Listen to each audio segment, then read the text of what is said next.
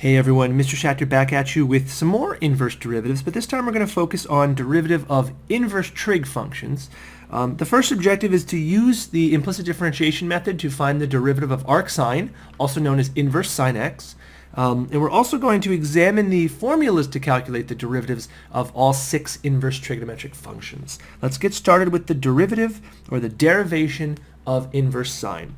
In order to do this, I'm actually just going to take a sine x and switch x and y in order to get x equals sine of y. This is the inverse. Okay, of y equals sine x. So these functions are actually identical. This guy and this guy are the same. So I'm going to use implicit differentiation to calculate the derivative. Ready? The derivative of the left is 1. The derivative of the right, well, the derivative of sine is cosine, so this is cosine y times dy dx. Okay? To isolate dy dx, I just divide by cosine. I get dy dx is equal to 1 over cosine of y. Okay?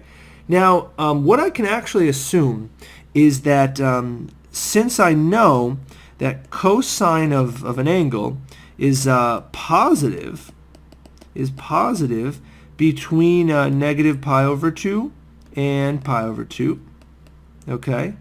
So because I know this fact, I can actually do a little replacement here. Okay, so I'm going to make a statement.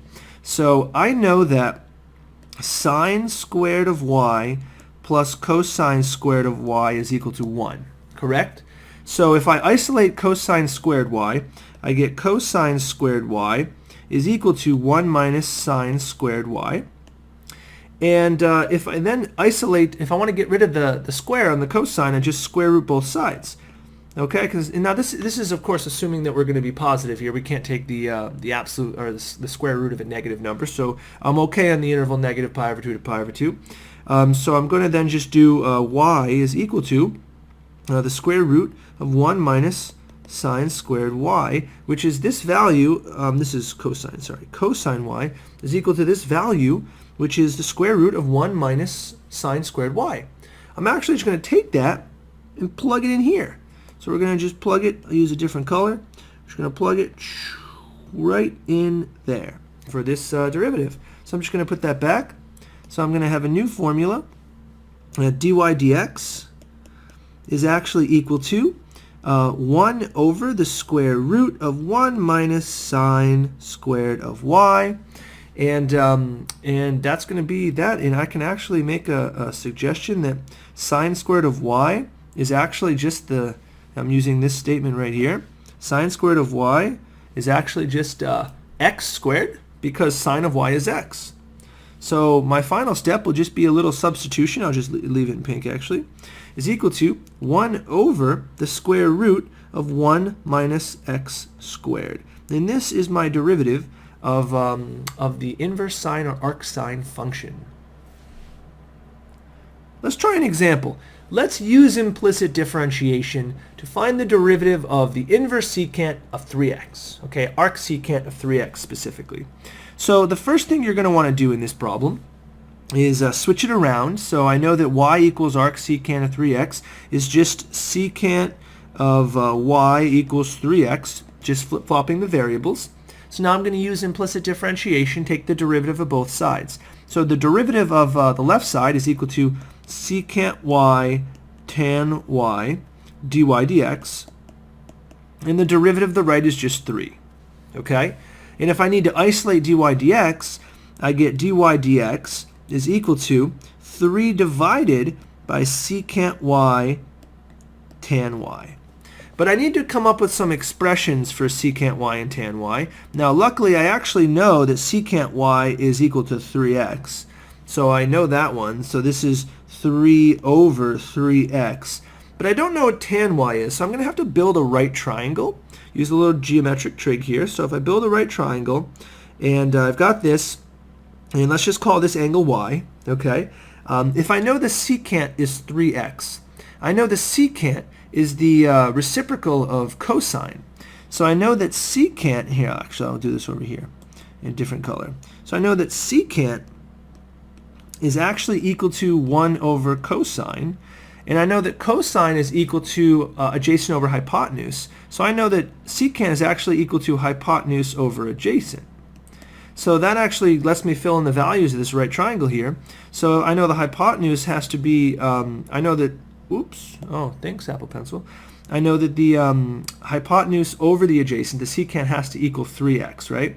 So this is going to be 3x over 1. So then I know hypotenuse has to be 3x, so I put that there.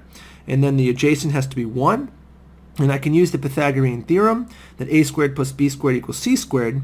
So you get this value right here, 9x squared minus 1. Okay, so that's just Pythagoras. So that gives me the tangent, because I know the tan is equal to the opposite over the adjacent. So I know that's the square root of 9x squared minus 1 over 1. So that is enough information to say that the tan of y is equal to the square root of 9x squared minus 1. And then I'm able to simplify. So the 3 and the 3 simplify. And I'm just going to actually just delete the trig work here now that we've got my tangent value. And we're going to continue on. So this is equal to 1 over x times the square root of 9x squared minus 1. And that is my derivative of the arcsecant of 3x. So it's notable to add that each derivative inverse, or each inverse function, has a derivative formula you could use in order to calculate its derivative. I'm going to go through them pretty quickly, and we'll do an example using one of them. Here's the derivative of the inverse sine function. So the top one is using just x in general, just to kind of get the hang of the formula. But the bottom one is using u's, which is a bit more useful in case you ever have to use the chain rule. So the next few derivatives are just going to be in terms of u, but in general the derivative of the sine function we did derive is 1 over the square root of 1 minus x squared.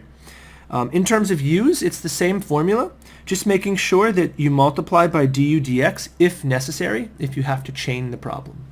Okay, so the derivative of inverse sine is this. Derivative inverse tangent is equal to 1 over 1 plus u squared du dx.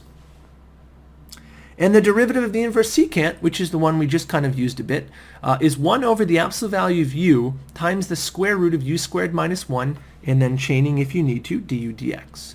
The stipulation that the absolute value of u is greater than 1 is basically just making sure that you have a positive value there, making sure you don't plug a negative value into the radical and getting a negative in the radical as well. So don't worry too much about that stipulation. You may ask, Mr. Schachter, that's only 3 trig functions. Well, using the cofunction identities, you can actually find the derivatives of the other ones. So if you know that the cosine inverse is equal to pi over 2 minus sine inverse of x, you can actually just take the derivative of both sides and get the fact that the derivative of the cosine inverse of x is equal to the derivative of this statement. And so the derivative of that statement is just equal to the pi over 2 goes away because the derivative of pi over 2 is 0. And then it's just equal to negative sine inverse x. So the inverse of cosine is actually just equal to negative of the inverse of sine x. So you could go up to your formula for sine inverse and put a negative in front, and there's your derivative for inverse cosine. And cotan works the same. It's the opposite of your tangent.